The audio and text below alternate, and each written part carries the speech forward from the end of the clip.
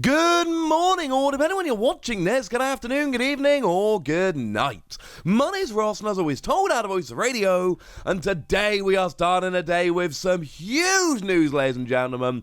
A new set has gone and been revealed in Japan, and on the one hand, it is the set that we were expecting, which is lovely, and on the other hand, there's a whole new type of card we've never heard about before, and this is awesome. So the set is Battle Region or Battle Legion. I've been chatting with a whole bunch of people over the past day or so. There is some confusion as to exactly what this should be. Now, as a little bit of an example, technically, right, when you read it, it's Battle Region.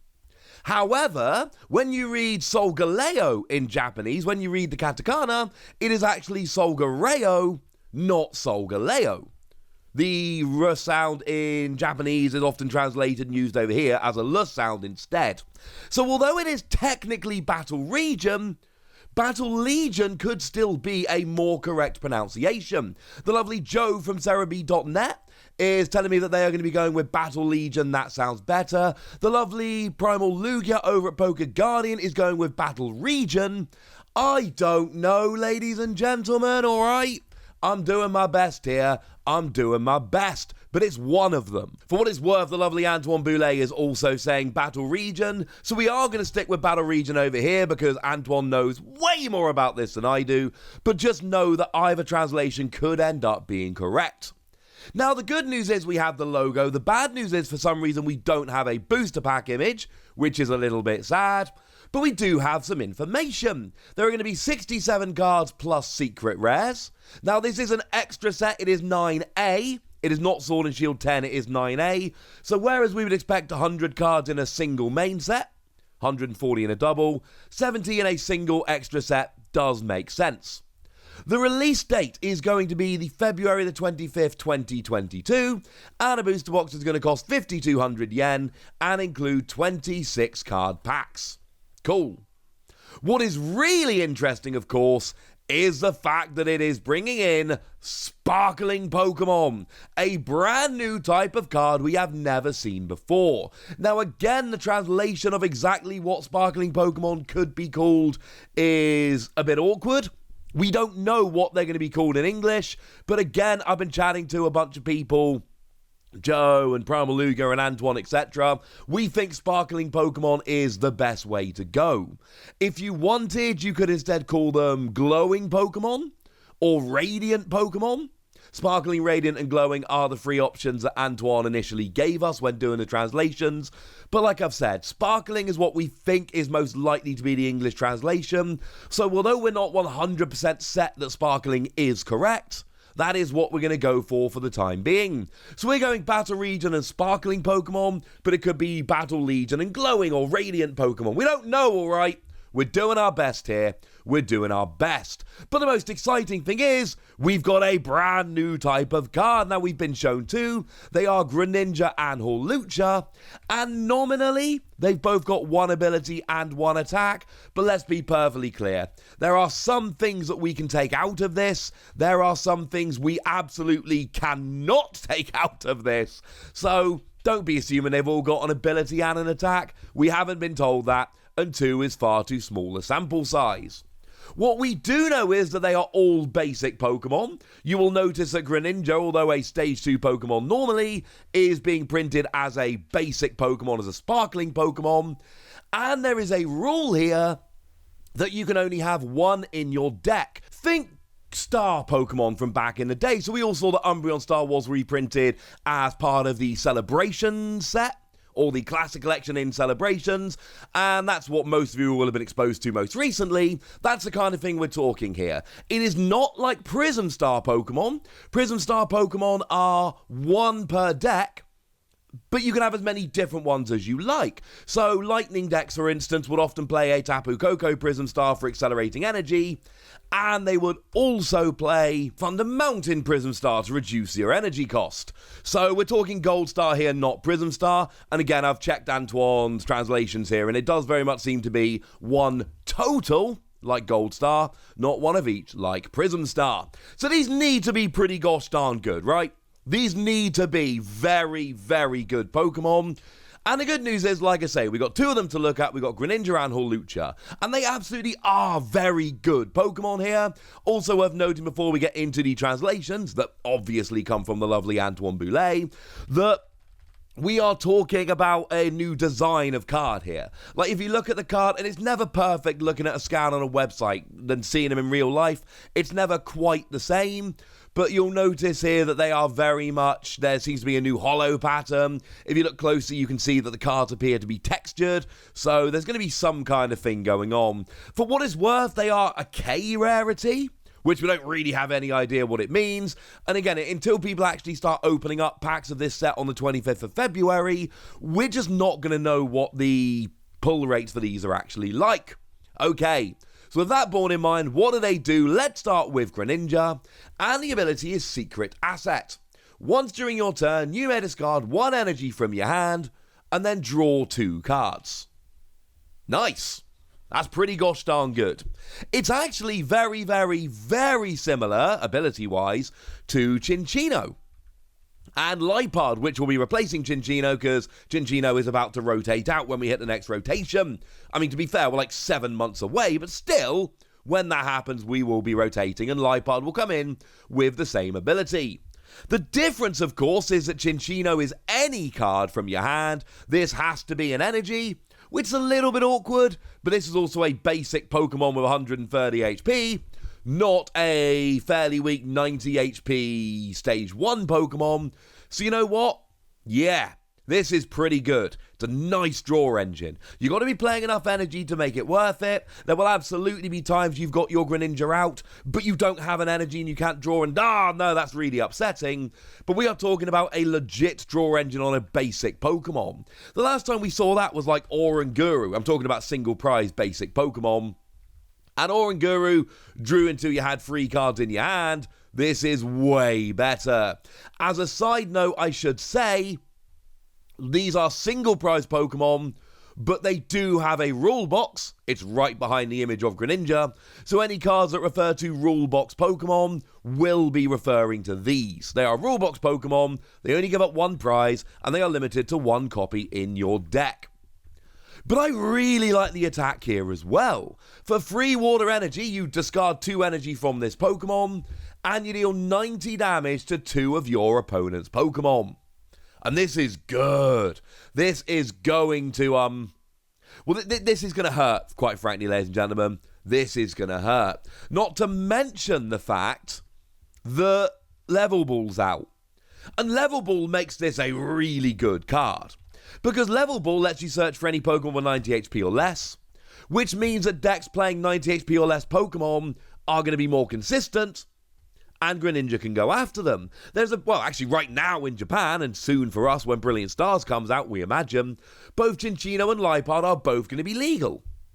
But for a lot of people, the decision is going to be Cinccino, because, well, hang on a second, Lipard can't be searched with Level Ball. But Cinccino can be taken out, 2 of them at once, by Greninja, whereas Lipard can't. Obviously, there is a combo to be made here with Inteleon, so you're not stuck at 90 damage. You can actually do a little bit more. And let's not forget, we've got good way to accelerate energy in water decks. I mean, any Frostmoth deck, this is an absolute no-brainer. Because Frostmoth lets you attach as much water energy as you like during your turn to your bench water Pokemon. This is a water Pokemon, so yeah, you're going to be absolutely fine here. Attach energy 90 to 2 and just keep going. And sure, this is going to get KO'd sooner rather than later. 130 HP is nice for a basic, but let's not pretend it's amazing. But who really cares? Because you're doing good damage. As a side note, unlike Prism Star Pokemon, these don't go to the Lost Zone or anything like that when they are KO'd. So yeah, you can absolutely use stuff like Ordinary Rod to just get them straight back and roll again. This is going to be a staple in any deck that has water energy acceleration. Remember that Melanie only attaches to Pokemon V, so will not work here. This might be a rulebox Pokemon, it's not a Pokemon V. But Frostlass will also work quite nicely here for energy acceleration, although Frostmoth is definitely the way to go. This is a 5 Wassy card. Like, this is an absolutely brilliant, broken, redonkulous 5 Wassy card. This, to me, strikes me as the default sparkling Pokemon you chuck in your deck if you don't know which one to play. Because if nothing else, unless you're playing very low energy, you can just discard an energy and draw 2 cards. Even if it doesn't work all the time, you set it on your bench, every so often you get to draw 2 cards. That's really good. In any deck where you are accelerating water energy, it is nuts. But even outside of that, it's a basic Pokemon with a draw engine, and in decks playing a decent amount of energy, this is good. As for Lucha, I love me some Lucha. I don't like this card as much as Greninja, but there is a reason to play it. Now, it's got 90 HP, which does mean levelable, but also means against Greninja, wah, wah, wah. And the attack for a fighting colorless energy, 50 damage, yeah, let's just move straight on from there.